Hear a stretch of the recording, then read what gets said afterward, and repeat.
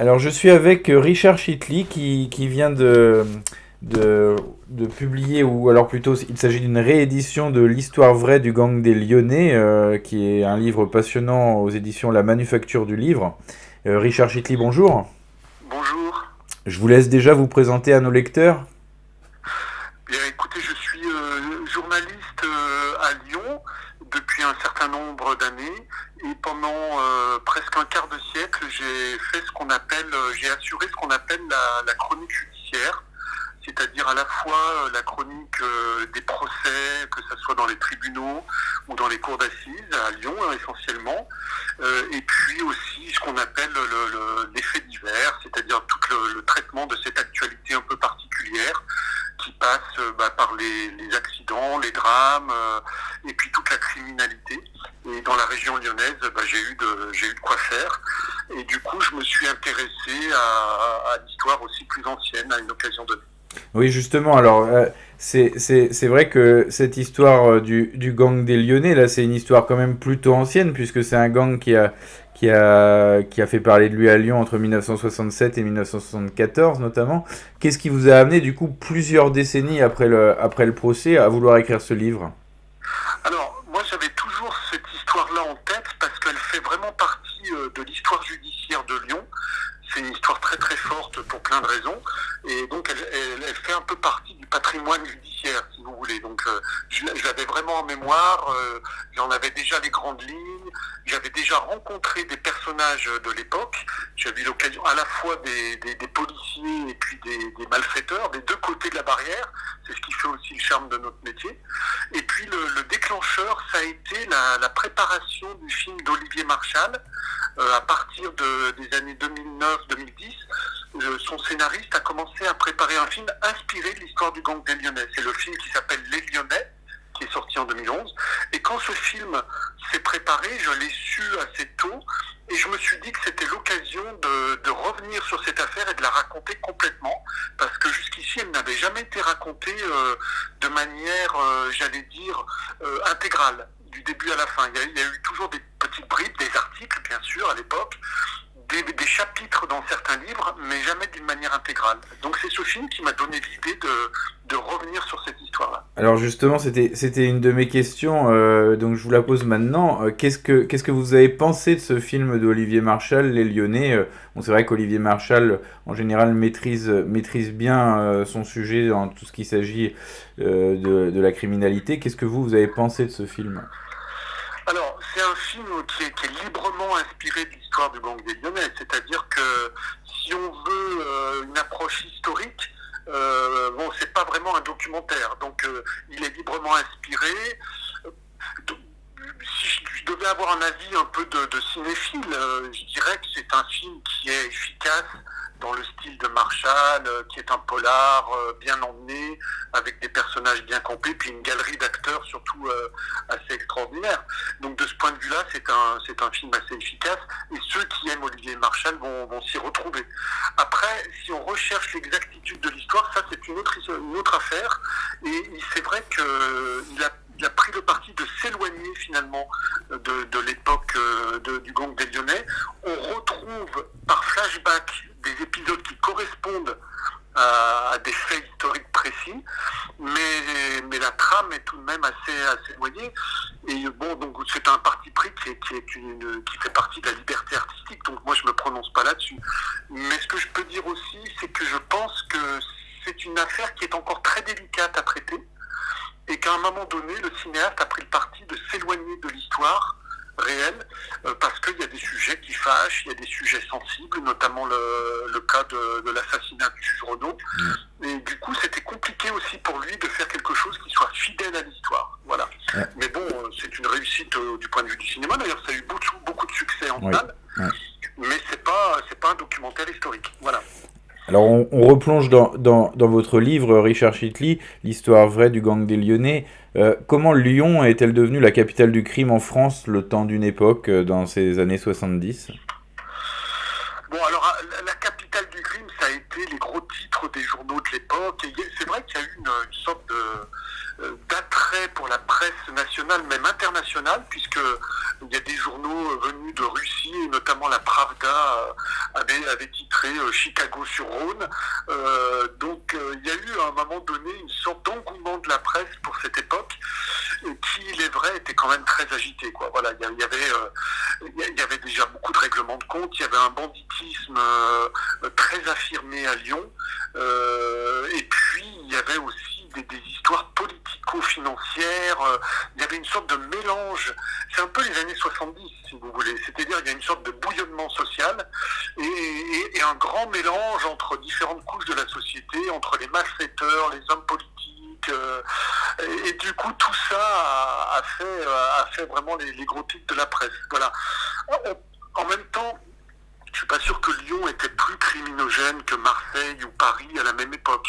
Mais il y avait une sorte de mélange très détonnant qui a fait que ça a intéressé, quoi. Voilà, ça a été aussi le révélateur. Lyon a été le révélateur d'une partie de l'histoire française, c'est-à-dire que c'était la fin de la guerre d'Algérie. On découvrait des alliances très particulières entre le monde politique et le monde de la voyoucratie. C'est aussi ça que révèle cette époque. Alors, sur le gang des Lyonnais à proprement parler, bon, la plupart des membres de ce gang sont morts aujourd'hui, dont beaucoup ont été assassinés. Vous, comment vous avez mené votre enquête pour construire votre livre? Vous avez évoqué tout à l'heure la rencontre avec certains membres du gang. Lesquels donc comment avez-vous mené votre enquête? Après, moi, pour mener mon enquête, j'ai travaillé de manière très très méthodique, c'est-à-dire entre l'historien et le journaliste quelque part. C'est-à-dire l'historien parce que j'ai retrouvé tous les articles de l'époque, tous les livres qui ont pu évoquer cette histoire d'une manière ou d'une autre. Donc j'ai fait un très gros travail documentaire. Et au niveau documentaire aussi accès au dossier d'instruction de l'époque qui était déposé aux archives départementales, et grâce à des autorisations que j'ai sollicitées, j'ai pu lire le dossier. Alors c'est des vieux dossiers, c'est encore des procès-verbaux sur papier pelure, vous voyez, c'est des carbones, des papiers pelure, donc d'ailleurs des documents assez dégradés. On les voit on voit certaines notes que vous avez prises dans le livre, d'ailleurs il y a quelques photos aussi. C'est ça, voilà. Et du coup, donc c'est un travail de lecture pas évident, et puis rédigé dans des styles qui n'ont rien à voir avec les dossiers judiciaires d'aujourd'hui, quoi. C'était vraiment un peu elliptique, un peu... voilà, c'était vraiment résumé à grands traits certains procès-verbaux. Et puis ensuite, je me suis lancé vraiment dans la recherche de tous les témoins de l'époque, le plus possible, que ce soit les policiers qui ont travaillé à l'époque à Lyon, et le premier d'entre eux qui était le directeur adjoint de la police judiciaire, qui a été ce qu'on appelle le directeur d'enquête, consacré au gang des Lyonnais, donc le fameux commissaire Pierre Richard, qui a d'ailleurs travaillé en Bretagne un temps dans sa carrière. Voilà. Et du coup... et du côté aussi des voyous, j'ai essayé de retrouver, je crois que je suis parvenu à retrouver tous les survivants du gang des Lyonnais, et j'ai pu les rencontrer un à un, discuter avec eux, et ça c'est un travail d'approche progressif, il faut mettre en confiance, c'est pas un rendez-vous téléphonique comme ça, c'est vraiment plusieurs rendez-vous, c'est des déjeuners, c'est des rencontres, pour essayer d'avoir le maximum de témoignages fiables, directs et humains, et le tout m'a permis de reconstruire un récit complet de cette époque et de l'histoire de ce gang. Alors c'est vrai que c'est un récit, une histoire assez passionnante, comme on en lit beaucoup d'ailleurs à cette époque. Hein. Au niveau, c'est un gang qui a été aussi plutôt politique ou alors jugé politique. Est-ce que vous pouvez nous parler de ce degré de politisation de certains membres du gang des Lyonnais et en quoi cela a pu jouer dans leur association de malfaiteurs? Ah oui, bien sûr. Alors, le gang des Lyonnais, il y a deux périodes. La première période, elle est complètement imbriquée avec l'histoire politique de l'époque. C'est-à-dire que celui qui va initier le premier groupe qui sera l'embryon du gang des Lyonnais, c'est quelqu'un qui s'appelle Jean Auger, et qui a été un peu à l'époque désigné comme le parrain de Lyon, qui régnait vraiment sur le banditisme lyonnais. Et cet homme-là avait plusieurs casquettes. Et donc il avait été, pendant la guerre d'Algérie, il avait travaillé un petit peu avec les services secrets dans tout ce qui était les basses œuvres du régime gaulliste et de la France coloniale. Et donc il avait tissé des liens très très forts avec certains services d'État, avec certains hommes politiques et avec surtout le fameux service d'action civique, ce qu'on appelait le SAC à l'époque, qui était une police parallèle du pouvoir gaulliste. Voilà. Et donc cette imbrication entre la voyoucratie et le monde politique a vraiment participé des débuts, des premiers pas du gang des Lyonnais. Et donc j'ai pu vérifier ce qu'il disait déjà à l'époque, mais je l'ai vraiment vérifié, c'est-à-dire que les premiers braquages du gang des Lyonnais, les premiers butins, revenaient en grande partie alimenter les caisses de ce groupuscule parapolitique du pouvoir gaulliste. Et donc il y avait vraiment un lien très très étroit sur fond de fin de guerre d'Algérie. Les premiers gangsters, notamment Joanny Chavel, un des premiers membre du gang des Lyonnais, était quelqu'un qui avait des méthodes militaires directement inspirées de son passage comme troupion dans la guerre d'Algérie. C'est-à-dire qu'il utilisait les cartes d'état-major, il avait des armes, il savait les manier.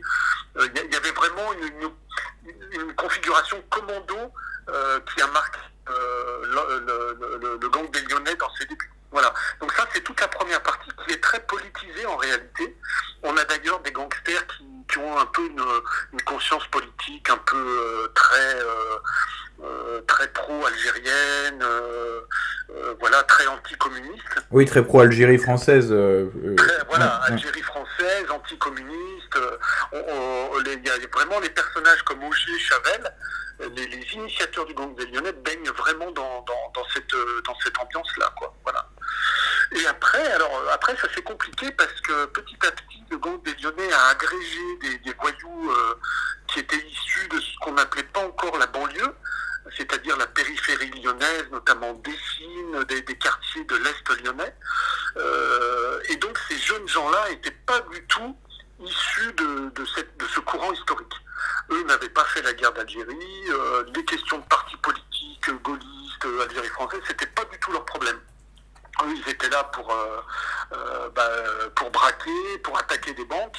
Et petit à petit, c'est ce que je raconte dans le livre, il y a eu une sorte de dissension interne au gang du Lyonnais entre ceux qui étaient les premiers un peu politisés et les suivants, les plus jeunes, qui ne l'étaient pas du tout et qui se sont mis à refuser le fait de donner une part de butin aux partis politiques. Ça a commencé vraiment à les interroger et il y a eu une fracture au sein du gang des Lyonnais à mi-parcours à partir de l'année 1972 à peu près. Voilà. Alors, Richard Chitli, je rappelle que vous avez écrit l'histoire vraie du gang des Lyonnais aux éditions La Manufacture de Livres. Une dernière question, alors qui est plus, qui nous rapproche à aujourd'hui. C'est vrai que quand on lit votre livre et d'ailleurs d'autres épisodes que celui du gang des Lyonnais dans d'autres livres également, on a l'impression qu'il y a un monde qui sépare ces années 60-70, notamment au sein du banditisme, à notre époque. D'ailleurs, ces années-là n'avaient pas connu ni vidéosurveillance, les enquêtes devaient être sûrement beaucoup plus compliquées à mener sans Internet, sans toute la recherche de la police scientifique. Est-ce qu'on peut dire que ce gang des Lyonnais, tel que vous le décrivez, aurait pu exister en 2021 ? Ah bah probablement pas dans la forme qui avait été la sienne. C'est vrai que la téléphonie, l'ADN, les balises, la vidéosurveillance, tout ça rendrait impossible les actions du gang des Lyonnais telles qu'elles se sont développées dans les années 70. Ça, c'est clair et net. Après, donc évidemment, et d'ailleurs, ils avaient des techniques particulières que je détaille dans le livre qui fait toute la spécificité du gang des Lyonnais dans l'histoire du banditisme français. C'est vraiment un gang qui avait l'habitude de repérer des semaines, voire des mois à l'avance, les endroits où il allait braquer. Notamment, il allait très très loin de ses bases, en Alsace, justement en Bretagne, jusqu'au nord de la France. Et donc, il avait un rayon géographique très très loin, ce qui avait complètement désorienté la police. Et la police à la faveur de son enquête sur le gang des Lyonnais, va d'ailleurs se réformer. Et ce qu'on appelle aujourd'hui les offices centraux, l'Office central de répression du banditisme, l'Office central de répression des stupes, qu'on connaît aujourd'hui, c'est directement issu de cette période-là.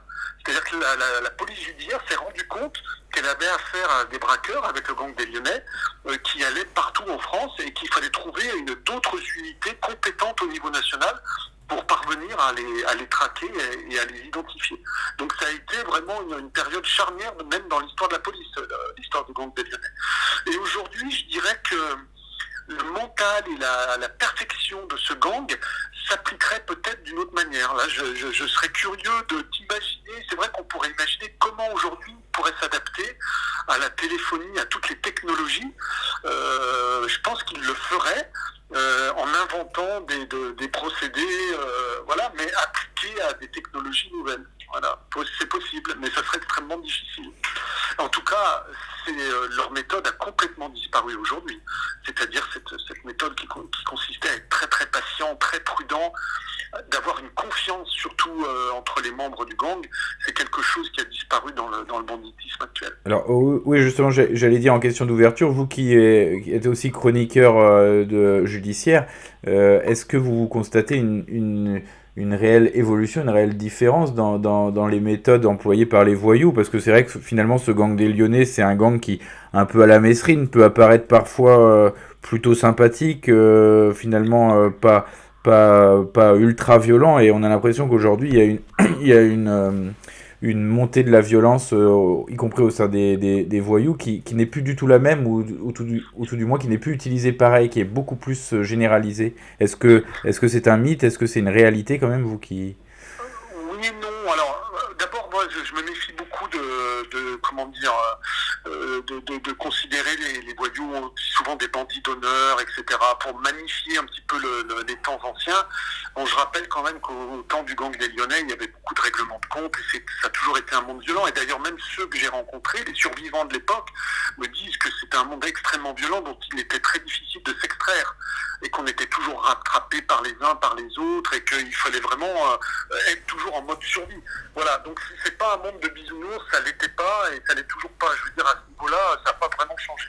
Ce qui a changé, c'est plutôt dans la mentalité des voyous. Alors c'est vrai qu'à l'époque, la violence, elle était plutôt, j'allais dire, endogène, à l'intérieur du monde des voyous et des malfaiteurs. Aujourd'hui, la violence, elle est plus agressive, c'est comme vous le dites, un peu à tous les niveaux, et il y a moins de gangs structurés qui durent dans le temps. Voilà, ça c'est vraiment une grande différence. Aujourd'hui, les gangs ont une durée de vie très très courte. Ils sont effectivement avec des méthodes très très violentes, et même entre eux, voilà, ça dure pas beaucoup. C'est ça la différence. C'est un peu de l'époque. Moi, je dis toujours que le banditisme reflète son époque. Et aujourd'hui, on est dans l'époque de consommation du tout de suite. On veut tout de suite. Et les voyous d'aujourd'hui, c'est un peu ça. Ils veulent tout de suite, mais du coup, ils prennent pas de mesures de précaution, et ils se font assez vite prendre, souvent. Voilà, c'est ça la grande différence par rapport à l'époque du gang des Lyonnais. Merci Richard Chitli, auteur de l'Histoire vraie